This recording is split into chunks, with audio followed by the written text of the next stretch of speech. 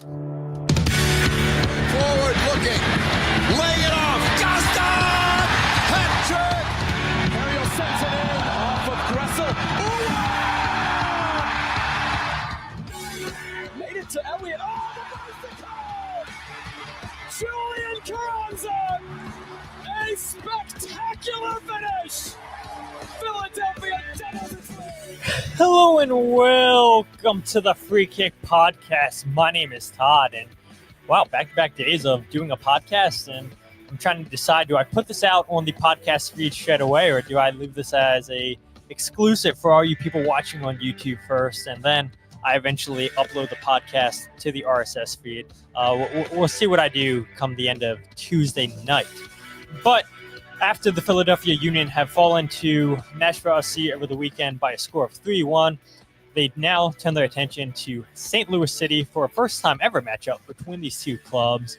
A lot of connections between these two clubs with Bradley Carnell, the former St. Louis City manager, and Indiana Vassilev, the former St. Louis City midfielder. Both of those guys returning to play against St. Louis. This game not in St. Louis at Subaru Park. And so regardless, I think we'll see all the storylines. Bradley Carnell faces former club. Indiana Vassilev faces former club. And we'll see if Indiana Vassilev's on the score sheet for the Union this weekend against St. Louis City. But joining me from Flyover Footy podcast is Matt Baker. Matt, how you doing? Doing great, Todd. Thanks for having me on. Yeah, so I will say for all Philadelphia Union fans that are listening to this live or back on their RSS feed, I'll be sure to leave a link in the description for Union fans to check out my conversation with Matt over at Flyover Footy. So after you guys get done with this, go listen to Flyover Footy. Had a good conversation with Matt over there. And so, yeah, this is pretty nice doing a little split podcast, and I'm grateful for your time today, Matt. But for fans that maybe unfamiliar with who you are, unfamiliar with St. Louis City, and that some call it the soccer capital of the world, just ingrained in soccer, St. Louis City is. Can you let the listeners know a little bit about yourself, Flyover Footy, and everything else that you're involved in? Absolutely. Yeah, I've been doing Flyover Footy since around 2019, which was before St. Louis City entered MLS. And I started covering it with a few friends, covering our St. Louis FC in the USL at the time from 2015 to 2020. And we have just continued it into the City era. We covered MLS for the Lou as the ownership group tried to get an MLS team, that whole saga that the Union had to deal with less than 2 decades ago. And we've just been doing, at first it was every other week podcasts before we started kicking off. During the City 2 era back in 2022, we moved into weekly, and it's just grown from there. Adding some folks that we work with, reaching out to guys like you across the league who, I mean, we've got such an awesome network of people that we're building here who are just passionate about the sport we love, the teams in our backyard, grassroots to its core. And that's just what I've been doing. You know, I have the privilege to be able to attend some trainings.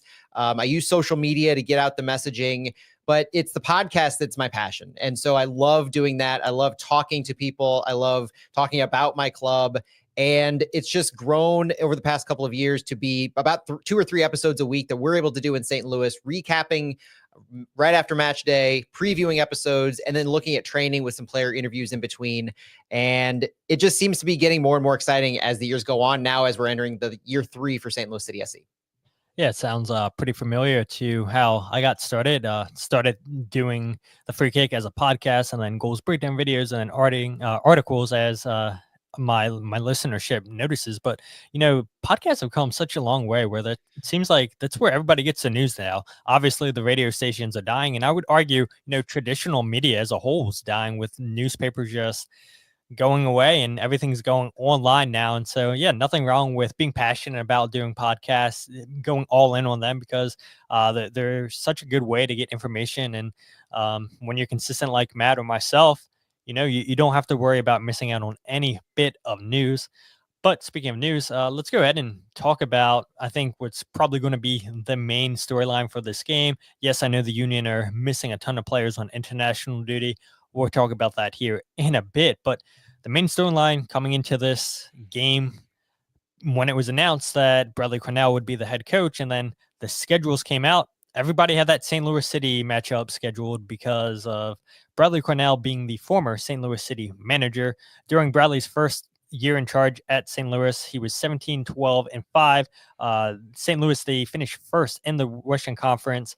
Don't have to rehash what happened in the playoffs to St. Louis's rivals during the first season, but he starts the year 5-0, and then he ends the season 0-4, including those 2 playoff losses against Sporting Kansas City. Yes, I know I mentioned it, but what made that first season so special for St. Louis to get off to a 5-0 start? And if I can recall that season, it seemed like a lot of errors from the opposition.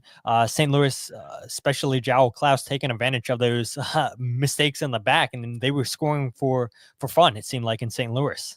Well, I would honestly point to the way that the organization stood things up as the reason they were able to get off to such a hot start. St. Louis was built on the foundation of European players. We had more international players in year one than we had international roster slots. We were one of those teams that had to acquire international slots the first 2 years of our existence. But you have to go back to 2022, the season before we kicked off, as to why we were so successful in 23. And that's because we started in MLS Next Pro with City 2 that year prior. And so it wasn't just getting the organization off the ground. We started the academy the year prior to that. So it was the academy, then City 2, then City. But we used that season as having head coach John Hackworth, who was our director of coaching, now technical director. You guys are no stranger to John Hackworth. He was the head coach for City 2. So there was an organizational, like kind of institutional drive to build from City 2 in 22.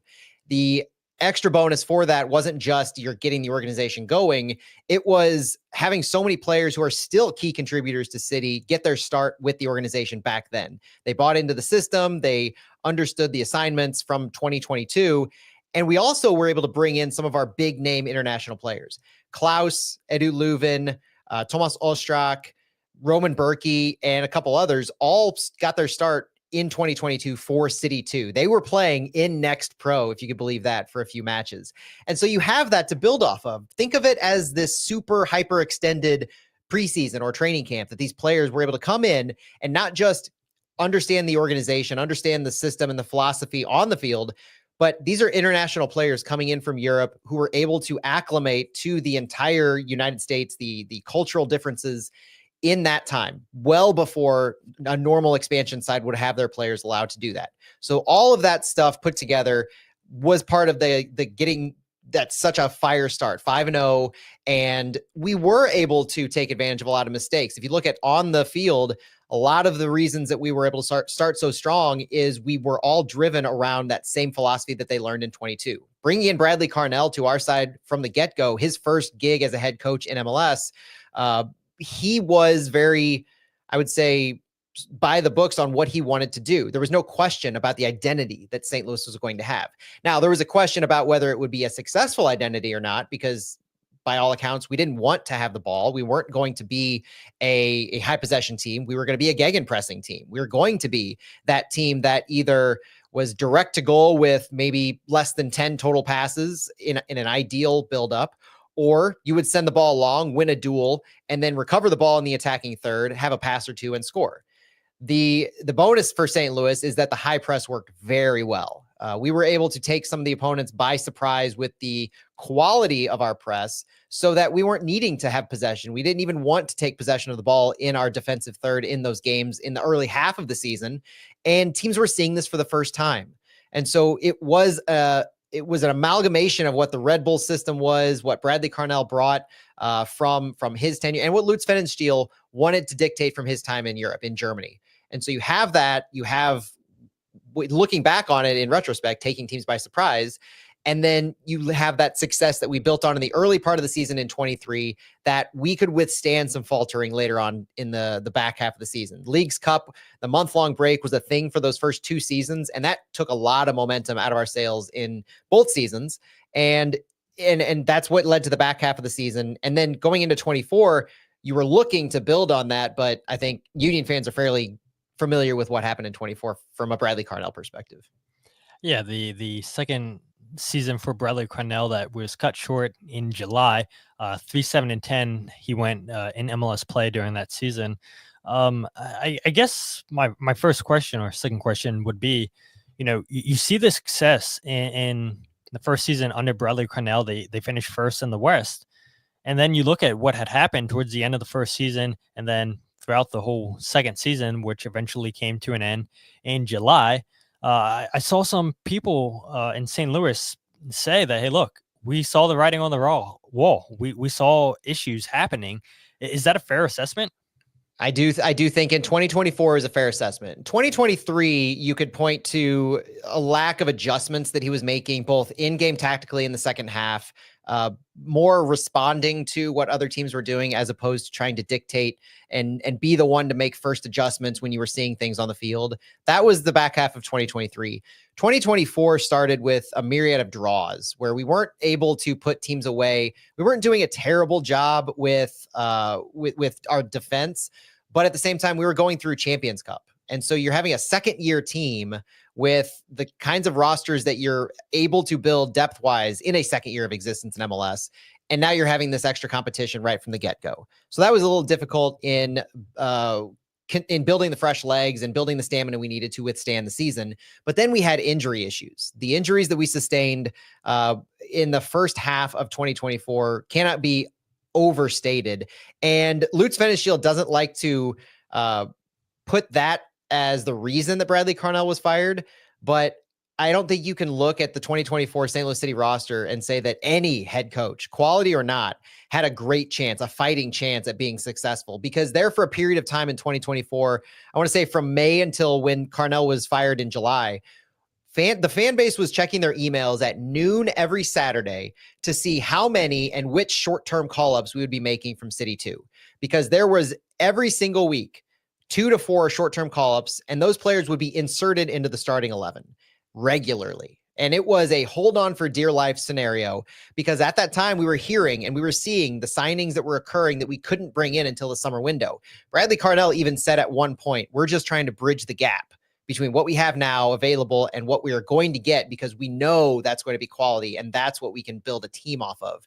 On top of that, the injuries. You had some, I don't know how to describe it really without putting blame or throwing people under the bus, other than cultural, organizational, locker room type issues.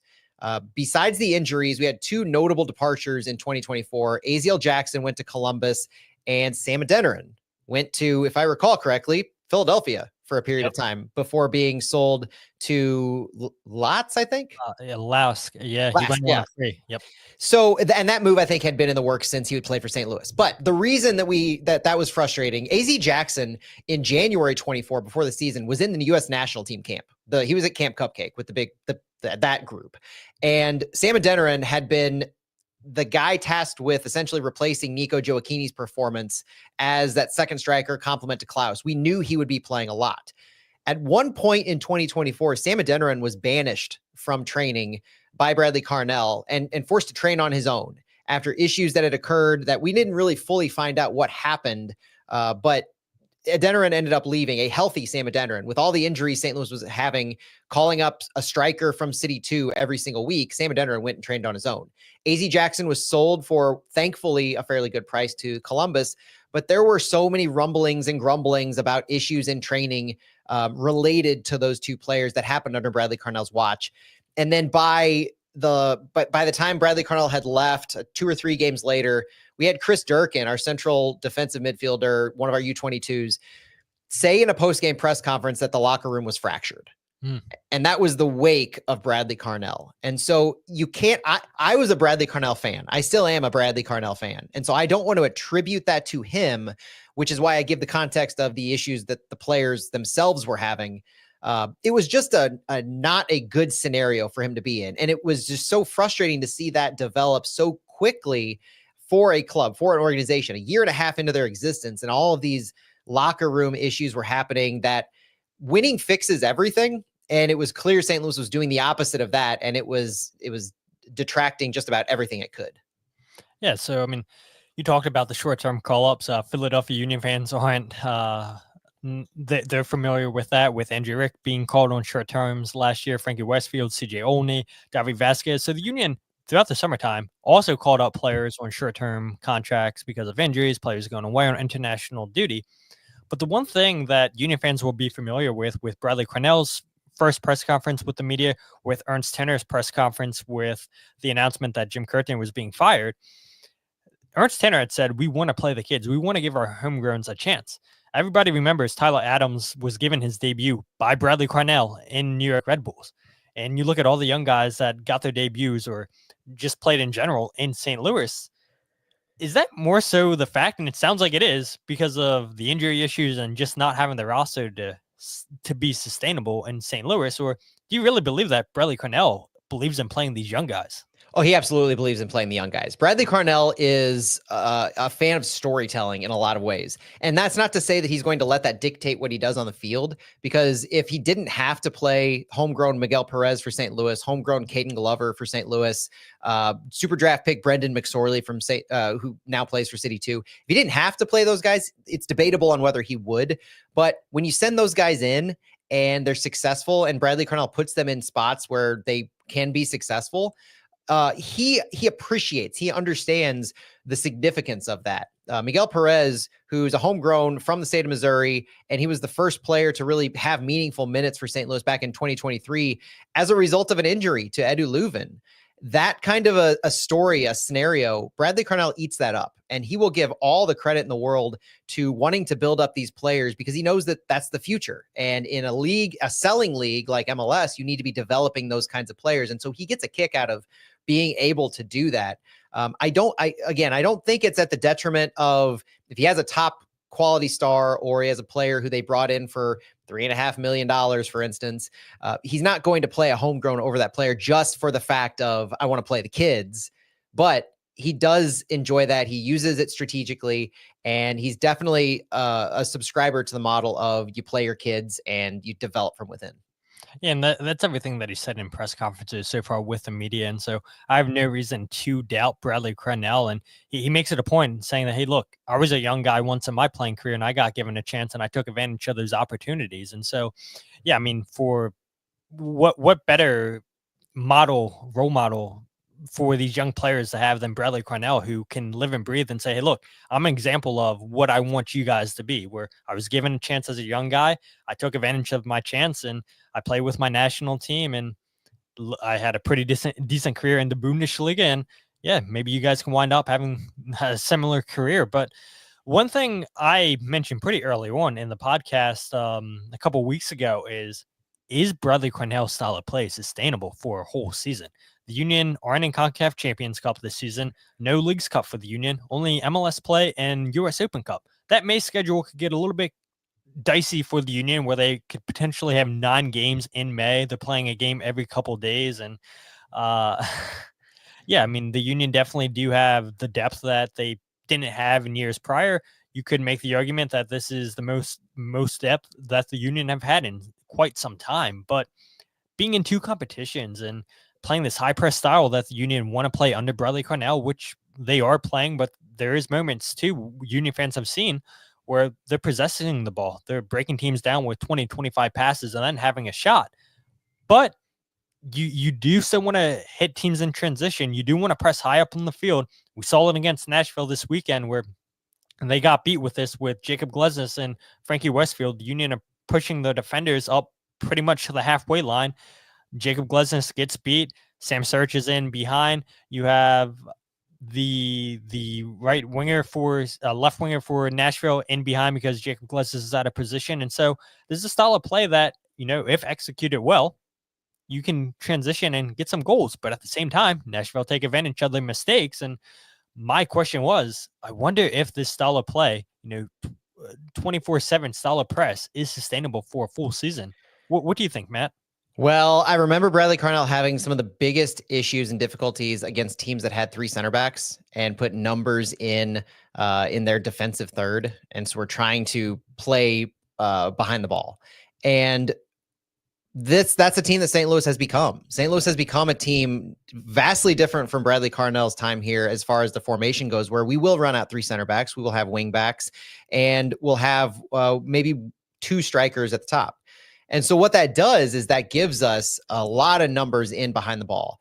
And for a team like Bradley Carnell's Union, but also Bradley Carnell in general, If he likes to stretch the field and trying to get in behind the lines, he might have difficulty with that. And he did struggle with that in St. Louis. Notable teams like the Seattle Sounders, when he wasn't able to beat the Sounders in 3 or 4 games that he played them, primarily because he couldn't break down the mid to low block they were running because they had so many numbers behind the ball. Minnesota United was another team they struggled against because they played a low block. And if Bradley Carnell was being forced to control the ball and forced to actually possess, as opposed to you could even control the ball, but still trying to get in behind the line, then he was having problems. And we never saw the ability to overcome that when Carnell was in St. Louis. There was always this idea that you could do what you need to do by sending the ball long and winning the duels. So if you were quality enough as individual players, you could overcome those tactical deficiencies, you could say. But it didn't end up working out that back half of 23 as teams started to see what St. Louis was under Bradley Carnell. And it didn't work at the beginning of 24 when they didn't have the quality to be winning those duels and to be controlling the ball in areas that they needed to. So when I see this matchup of what I expect to see from Bradley Carnell, lower possession, sub 50%, high press, sending the ball long, I think of what St. Louis has actually been successful at this season. And that is almost inviting a press, so to speak. San Diego was pretty egregious with their press. They had one of the lowest PPDA numbers, indicating the highest press possible against St. Louis. And while St. Louis wasn't able to offensively get anything going against San Diego, they withstood so much from them, and they were able to manage their high press very well. So I think if St. Louis can effectively invite the pressure from the Philadelphia Union and do what they've been trying to do these first 4 games, which is play the ball out of the back, pass through the pressure, and eventually get the ball into the middle third where they can hit a run, that's what is going to be dangerous about this Bradley Carnell press, especially against a Union team that may be lacking in quality. So if you are trying to stick with the same exact press, you lack the quality. I saw it in 2024 from Bradley Carnell St. Louis. It's not necessarily a recipe for success. So it's going to be interesting to see how he manages that. And if Olaf Melberg on the St. Louis side actually wants to invite the pressure as much as possible, not necessarily forcing Carnell to possess the ball, but just saying when St. Louis has the ball, invite the Union into those high press scenarios so that they can play the ball through them. Yeah, so a little bit of a cat and mouse game where you're baiting the Union to pressure, and then you make the right pass and you're through the midfield, which midfield got exposed pretty highly against Nashville this past weekend with Dylan John Jock and Jovan Lukic. But switching to another player in the midfield that hasn't played a lot for the Union since he's come over on a trade from St. Louis City, that is Indiana Vassilev. And I got the opportunity this past Saturday to speak with Indy about that trade and just his time in St. Louis and what he's looking forward to with the Union. That article is out now on my Substack for everybody that wants to check that out. But Indy Vassilev, he made it pretty clear to me that he didn't want to speak too much about the trade and his time in St. Louis City. One thing that he did say, though, regarding the trade with St. Louis, he said, it definitely was something that I was looking for, and I think it was just the right fit in terms of going to Philadelphia. And so my question is, was the writing on the wall that Indy Vassilev wanted out in St. Louis?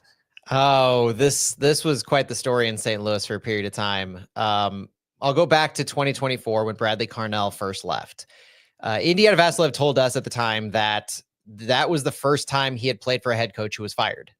And Indy was definitely a Bradley Carnell guy. He bought into the system. He had the most success in his career under Bradley Carnell, coming over from a loan to Aston Villa, or a loan to Miami from Aston Villa.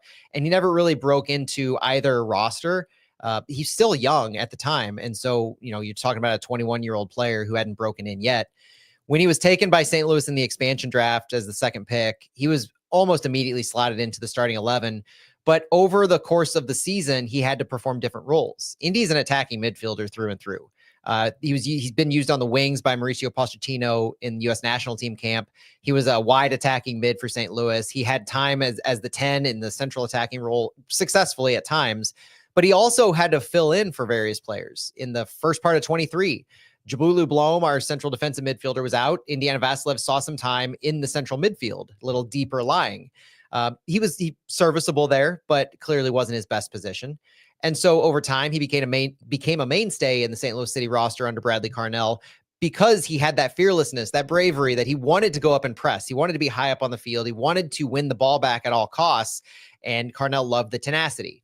Through all the issues that St. Louis had in early 24 with the injuries, with the player issues, he was always a stalwart. He had the record at one point for most consecutive matches appeared in from a St. Louis City player. And based on the roster turnover, it's going to take quite some time for that streak to be broken. And Indy was a massive fan favorite in St. Louis. He had some great quotes, some great comments. It was very honest, always spoke off the cuff, and he endeared himself to the fan base, but he also endeared himself to the players. He had some really quality friends, namely Tim Parker and Henry Kessler when he came over. But Vassilev was a locker room favorite. And so this change with Carnell happened. The turnover in the locker room, the trade of Tim Parker happened. Those things hit Indy Vassilev pretty hard. But there was no indication in 2024 that there was ever a frustration about wanting to leave. And I think part of that is the fact that John Hackworth was the interim head coach for 2024. Indy played for Hackworth on the U.S. youth national team level. So there's a lot of familiarity, a lot of trust by Vassilev in John Hackworth and what he was able to do in 24. Vassilev was still bought into St. Louis.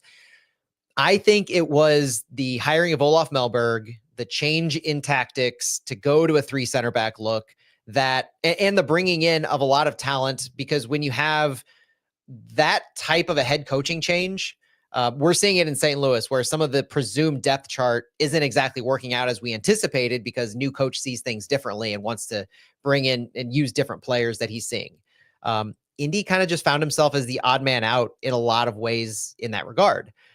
There are rumors in St. Louis, and I really caution these rumors, that Indy was asked to play a wingback position and didn't want to. Now, that's unsubstantiated, but that's the kind of thing that was going on in the St. Louis fan base, because we're noticing Vassilev wasn't getting playing time. And this was, again, like I mentioned, AZ Jackson earlier in 24, Indy's coming right off a U.S. national team camp where he's getting instruction from Mauricio Pochettino about where to play. He's getting instruction about playing time. Pochettino seems like he doesn't mind players playing in MLS, so that shouldn't be a concern at all. But playing time. So Indy's coming back to camp saying, I need minutes. I'm on the upward trajectory of my career. I want to pick up where I left off in 2024 for St. Louis and be playing this wide attacking role that I can then parlay into more appearances for the national team. That's the right attitude to have as a player. You want to have those minutes. You want to be in the starting 11, and you want to be playing the position that is coveted by not just yourself as your best spot, but as the national team coach. All these things are fine and great, and Indy should be doing these. But the problem was, when he came back to St. Louis, he was coming back to 3 center backs, 2 wing backs, 2 central midfielders, 1 attacking 10, and 2 strikers. And the positions I've been describing Indiana Vassilev playing aren't that. And the problem also is you have some of these positions filled by designated player Marcel Hartl at the number 10. So that attacking midfielder spot is taken. Indy's not going to usurp Marcel Hartl. Wing back role, Indy's never really played wing back very well, and so, or not very well. He's just never played wing back. And so there's a lot that goes into being asked to play a different position if that is what he was asked to do. But also, just looking now, St. Louis has Thomas Totland on the right side, who's a quality right wing back that I don't think was going anywhere. And they ended up signing right alongside the Indiana Vassilev trade before that, Conrad Wallum, who took the left wing back spot and has had that. And so we're seeing more numbers game issues for Indy. And in preseason, he was we don't know where he's going to fit into this lineup. And that's what ended up, I think, playing into it's time for a move. It's time for a change, because you have the coaching change, you have the formation change, you have all these other players coming in, and you need to be in a place where you're going to get minutes because you think you're quality. I think he's quality. And the national team coach probably told him he needs minutes if he wants to appear for the national team again. And then Taylor Twellman had a somewhat infamous, at least in St. Louis, tweet after the trade, kind of to that point, that Vassilev had told players in the locker room he wanted out. And so that started off the firestorm of what's Indy telling the players in the locker room? Why are St. Louis City players in the locker room talking to Taylor Twellman about those conversations? I raised the red flag myself on that whole thing. But as it relates to Indy, I don't think I would be hard pressed to say that there is ill will from Indy to St. Louis. just based on what I've seen and what I've heard from Indy in the past couple of years, it just really seems like this regime change that occurred in St. Louis didn't benefit him. And he's at that age in his career where he needs to be playing. And like I said, Bradley Carnell was the first head coach he'd ever played for that got fired on his watch. He's a Bradley Carnell guy. This made all the sense in the world. Yeah, and under Bradley Carnell, he appeared in 62 games, 48 starts, scoring 5 goals and assisting 9 in almost 4,000 minutes. Overall, in his 2 seasons in St. Louis, 75 appearances, 55 starts, 6 goals, 11 assists in 4,595 minutes. And so, yeah, a bulk of those minutes came under Bradley Carnell. Obviously, Carnell was there for a year and a half, and yeah, you would expect all those minutes. But the one main player you would see week in, week out in St. Louis is Indiana Vassilev. And Bradley Carnell had that trust in him. And I remember Carnell speaking at his press conference when it was announced that the Union were acquiring Indiana Vassilev. He said, he knows the philosophy. I know what you're getting on and off the field with Indy Vassilev. He's a wonderful guy. And talking to Indy Vassilev this past weekend, said the same things about Bradley Carnell. And so it seems to be a massive respect between the two guys. And Bradley Carnell gets a guy who he knows that will go and die on the field for him if he's asked to go and do that. And so Bradley Carnell gets a player that's familiar with his system, a player that, asked to play in whatever role is asked, and he'll do it and no questions asked. And I asked Andy, what do you see your best role as? And he said exactly that. He's like, yeah, I'll play wherever I'm asked to play. And I think he's just really happy to be reunited once again with Bradley Carnell. And like you had mentioned, into a team where he'll definitely get minutes played. And funny enough, he had a lot of positive things to say about Pochettino and the coaching staff, saying that it was a wonderful experience there in the January camp, making his debut against Venezuela, making the start against Costa Rica. But yeah, I mean, the Union get a player that has MLS experience, a player that Bradley Carnell trusts, and a player that, came off the bench against Nashville and looked to be one of the best players for the Union in the game, where majority of the players on that field for the Union were pretty poor on the day against Nashville. And so just listening to you talk about Indiana Vassilev, I know you said that he's a favorite in that locker room. He's a favorite of the fan base, but it sounds like overall too, you would say his time in St. Louis was pretty well. Yeah, he wasn't a goal scorer. He didn't have as many goal contributions as you would hope for a mainstay in your starting lineup. But as far as what he did off the ball, what he did to facilitate for others, and his willingness to just be a part of that high pressing system, he did everything that was asked of him. It wasn't his job to finish goals. We had other players, Klaus, Nico Gioacchini, Sam Adeniran, other players who were tasked with that kind of responsibility. What he was asked to do on the field, he did in spades. And I think that's what we were missing when we saw that he was being traded, in addition to just being a fan favorite. Yeah, it makes total sense to me. But going over and looking at the offseason that St. Louis City had, you could say it was maybe a busy transfer window, but I would say a lack of a transfer window, only bringing in 4 players and Timo Bromgardel, Conrad Wallum, Alfredo Morales, the former New York City midfielder, and then Joey Zielinski, the super draft pick. And then about 5 or 6 players, I think, left the club, but not a massive turnover for St. Louis City this past offseason. No, and a lot of the players that left were depth pieces who didn't see a whole lot of time. Notably John Klein, who he signed to a contract. He's not a homegrown, but he's went to St. Louis University here. He was probably the fan favorite who left in the offseason, but we didn't have a whole lot of exits that were game changers. We signed a couple players late. So Joey Zielinski, the second round super draft pick, he was signed late in training camp. And Alfredo Morales was a trialist. He was the first trialist signed in the history of St. Louis, who we were watching at Coachella, and it was a kind of a guessing game, a mystery of who is this guy who's out there now. And it didn't take long for our internet sleuths to find that it was Alfredo Morales because of the hair, notably, but also it was surprising because of his age that he was brought in. And I think he might be the oldest player on the St. Louis City roster at this point. The fascinating thing is Conrad Wallum has actually ended up being the most influential player that we've signed, because that back half of 2024, after the summer transfer window, that was Lutz's work. Lutz Pfannenstiel, our sporting director, that was his work in not just fixing the issues from earlier in the season, but creating what would be 2025 and on for St. Louis. So you had a lot of guys, not unlike what I described earlier in 2022, when we first built our roster, we allowed those guys some time to come and do their work the year prior. You could kind of draw similarities and parallels between what happened at the end of 2024. The season was lost essentially as far as making the playoffs go. So you bring these guys in, you start their contracts, you get them acclimated, you get them minutes together. They play 9 or 10 games together, and you see what a Cedric Toyshirt, what a Marcel Hartl can do alongside of Simon Betcher, and you have Klaus up front. Like, that's our attacking core.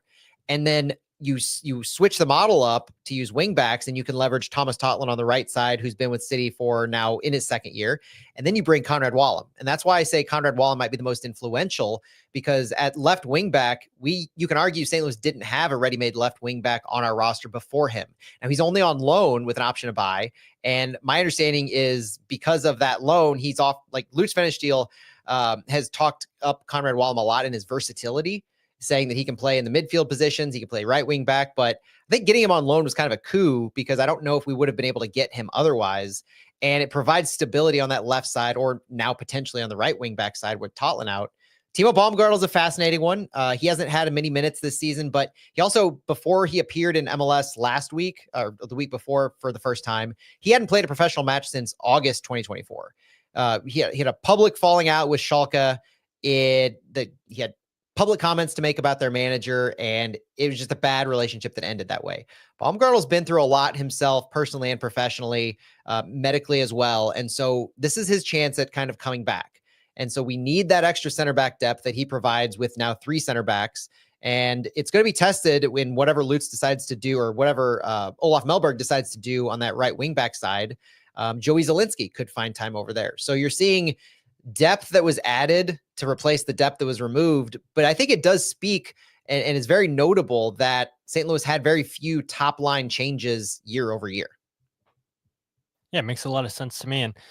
And we had hit on, Bradley Carnell, Indiana Vassilev, and the offseason moves here for St. Louis City, but they're having a pretty good start to the season, I say, because they are the only team in MLS to not concede a goal this season. They're 2-0-2.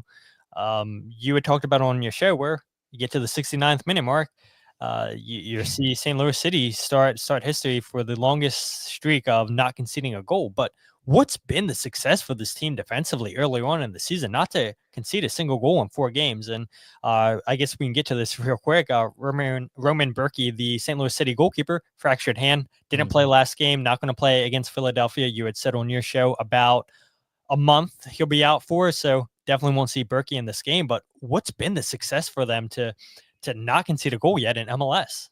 Well, having so many players so early in camp, having Olaf Melberg being signed in December helped. So he wasn't a late addition. And when you're implementing a different philosophy, a different style, that they still want to be a pressing system, but it's more muted. They still want to play direct to goal, but they're willing to possess. All of those changes have been in place for the entirety of training camp with players who are higher quality than St. Louis has had. So you're implementing this with players who Olaf knows he can get the most out of. One of the more notable things that Olaf Melberg brings to this position is his history as a center back, both for Aston Villa and for the Sweden national team. He played along Zlatan Ibrahimovic, those kinds of massive high quality players that he's played along. He has that high captaincy of Aston Villa and Sweden. So he's bringing that high level center back knowledge. And that's one thing that all of our center backs have said has been very beneficial, is you have a coach who knows and is able to coach a very specific way for your position. And you could argue that, at least defensively, center back is the most important position for St. Louis because of the volume they have back there. But also, we had so many holes in our center back position last season, holding a high line. Tim Parker and Kyle Hebert or Joachim Nilsson were exposed so many times on counterattacks because their lines were just being broken through like Swiss cheese. And this year, Olaf has implemented a much sturdier back line, that 5 in the back when we're against the ball, and then 3 in the back when we're on the attack. Henry Kessler is my center back of the year so far. And I'm not just saying that as a homer. I'm saying that as a player who's watched him lead this line. And I would credit him as primarily responsible, alongside Roman Berkey, for the 4 straight clean sheets. He's captaining the back line. He's staying in behind them whenever he needs to, but he's reading the field so well. And I think the instruction from Olaf Melberg is the reason for that. And there's been a fair amount of consistency. Giannis Horn, who's also on loan from Germany, on the left center back side. Kyle Hebert has played regularly. You have Timo Baumgartl. You have Joachim Nilsson, former Sweden center back as well. So the quality is there, and we have depth that Olaf has been willing to use the depth at center back. So he swaps out center backs at a much quicker pace than Bradley Carnell had when he was here. So you're getting fresh legs in as well. And the tactical changes that Olaf has implemented have allowed us to remain strong defensively because we're not being gassed in the second half. He's taken Edu Leuven out just about every single game in the 65th minute. And Edu Leuven, now he's a TAM player, but our central midfielder who has been called the engine of St. Louis through 2+ years. He very notably had been said by Bradley Carnell and John Hackworth that he fights to stay in the game, and they've let him stay in the game in the past couple of years. Olaf hasn't let him stay in the game. He brings in Alfredo Morales for Edu Leuven more often than not because he doesn't, and he's told us this, he doesn't want a player like Leuven to drop from 4th or 5th gear into 2nd and 3rd. He wants to get that fresh legs out for somebody who's running all across the field. And I think that plays into the ability for St. Louis to defend so well. And it's not like they're not giving up shots. What they are doing is they're being very smart in allowing shots on target. Whether it's Seattle or San Diego that had double-digit shots, even the Galaxy had over 20 shots, I think. But Henry Kessler's having double-digit clearances per game. The block shots stats are crazy for St. Louis. The defense is doing what they need to do to prevent the ball getting from the person with the ball on the opposition to the goalkeeper. And Roman Berkey having 8 saves against the Galaxy was notable because that was the first time where he had faced that many shots. He had 1 or 2 shots on target from Colorado and San Diego. And that is par for the course for what St. Louis is doing. What they did against Seattle, 1 shot on target for Ben Lund. That's what St. Louis is going to be looking to do against Philadelphia, is limit the actual involvement from the keeper in facing the shots on target. And you brought up, it's like you're seeing my show notes. I mean, it is so notable to me that, yes, St. Louis have given up a ton of shots, 4th most in the league, 55, but the tie for the second fewest shots on target, 10. And looking at that and listening to you speak about how, they get out and clear shots, they block shots, it sounds like, this is a team that's forcing teams to take bad shots, and the defenders and midfielders are in the right position to really cut out any dangerous shots. And that's going to be key for any team in MLS, but it's a team that with a new head coach in Olaf in St. Louis, it seems like the players are really buying into that style. Now, flipping it over to the attack, you look, the first 2 games, St. Louis City don't score a goal. Now, these last 2 games against LA Galaxy, they score 3 goals. This last game, they go out and score 1 goal against Seattle. I guess this is 2 questions into one. But why the slow start without a goal in the first 2 games? And now they've scored in back-to-back games with both of those games obviously resulting in wins. So do you see the signs of the offense finally starting to click? And the first question in there, why the slow start and not scoring a goal in the first 2 games in the season? Yeah, Olaf Melberg has definitely implemented a foundation of defense. So shoring up the defense wins championships, as they say. So I'm not going to fight against that necessarily, but there has been, in this shift to 3 center backs and using the wing backs in the attack, there has been issues in creating chances and how we progress the ball. Olaf's notably said that he doesn't believe we have the quality to play on the ball like a San Diego or a Galaxy or Seattle yet, but he wants to get us there.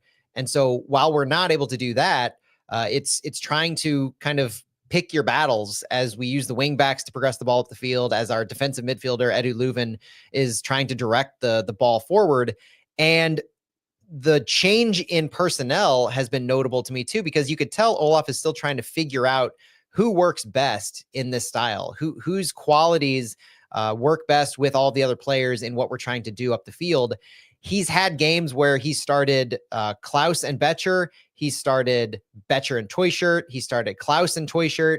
This past game, he started Cedric Toyshirt up top by himself with arguably 3 midfielders underneath him, Akil Watts, Marcel Hartl, and Chris Durkin. And so we're still trying to figure out how to progress the ball as much as we are who we want to be the ones progressing the ball to, while we have that foundation built on our back line.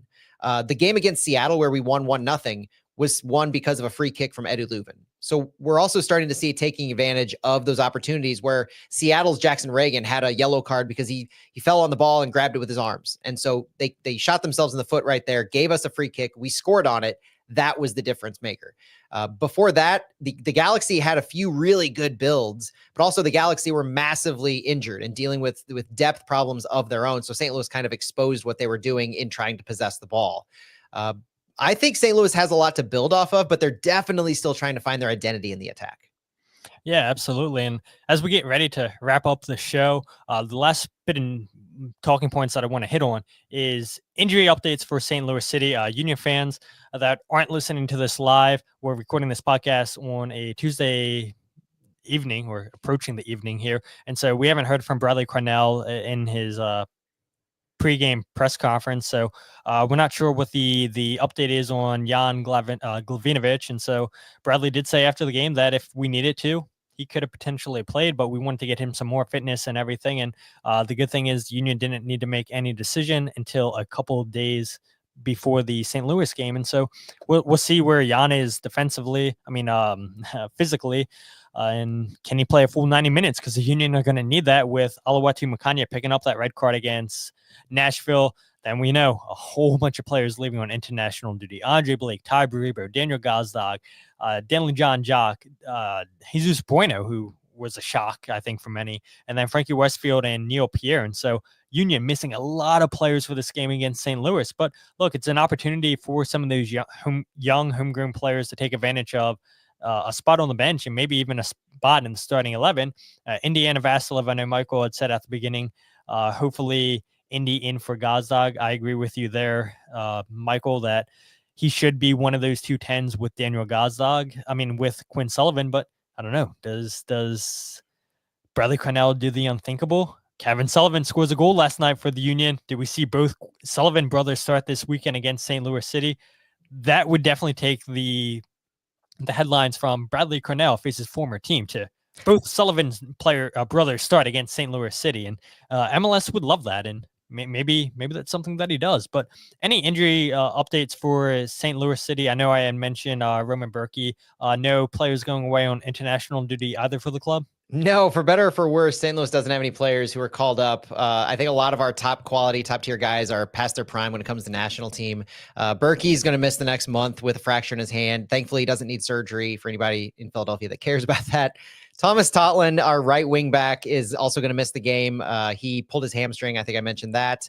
And everybody else at least should be healthy or fit as of the recording of this. Conrad Wallum had missed training on Tuesday. I talked him up as our left wing back. He missed training on Tuesday, just load management. He should be ready to go as he ramps up time. And thankfully, so far, nobody else is hurt for St. Louis. So you have one team coming in here missing a whole bunch of players and one team not missing too many players. But yeah, don't want to make the storyline that. But you had asked me on your show for a prediction for this game. And so now I'll ask you, Matt, prediction for this game. I have a habit of picking St. Louis to win every single game. But I think I'm going to go 2-2 on this one. Ben Lunt in net has been great. But I don't like being too optimistic when it comes to another team having injury or international duty issue. It didn't work out well for us in the past few years as a regular thing. And Bradley Carnell's teams tend to find a way to overcome those kinds of issues. And this is going to have a lot of heart, a lot of emotion into it. And so I kind of want to see goals scored. Yeah, I'm with you. I said on Matt's show, I said 1-1 Flyover Footy. And again, I'll leave the link in the show description for you guys to check out that episode with myself and Matt. But yeah, let's hope for some goals because I think, this Philadelphia Union team, 11 goals on the season, leads MLS. These fans have come accustomed to watching this team score at will. And yeah, they were held to just one goal by Nashville this past weekend. Could have had two with a potential penalty kick if Quinn Sullivan could have put that in the back of the net. Daniel Gazdag probably should have scored instead of getting too fancy with the shot. But regardless, the Union lose that game, and then they live to fight another day against St. Louis City this Saturday, and the first of hopefully many matchups between these two teams, maybe U.S. Open Cup, but we shall see. But Matt, again, I thank you so much for coming on to the podcast, and can you let everybody know where to find you?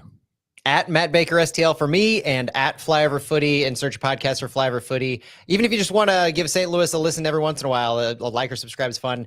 But at Flyover Footy for the podcast. Yeah, that is awesome. And for fans listening, you can go ahead and check out the podcast on Twitter, Instagram, or Facebook at Free Kick Pod, wherever you get your podcasts. Check out the YouTube channel, youtube.com/freekickpod, and then check out the goals breakdown videos, the podcasts, and my articles all in one place, thefreekick.substack.com. But yeah, let's hope for goals this weekend. Let's not use the excuse, Union fans, that, hey, we lost this game against St. Louis because we were missing X amount of players. No excuses. So we'll see, and hopefully we're treated to fantastic soccer here this Saturday. But until then, my name is Todd, and this is the Free Kick Podcast.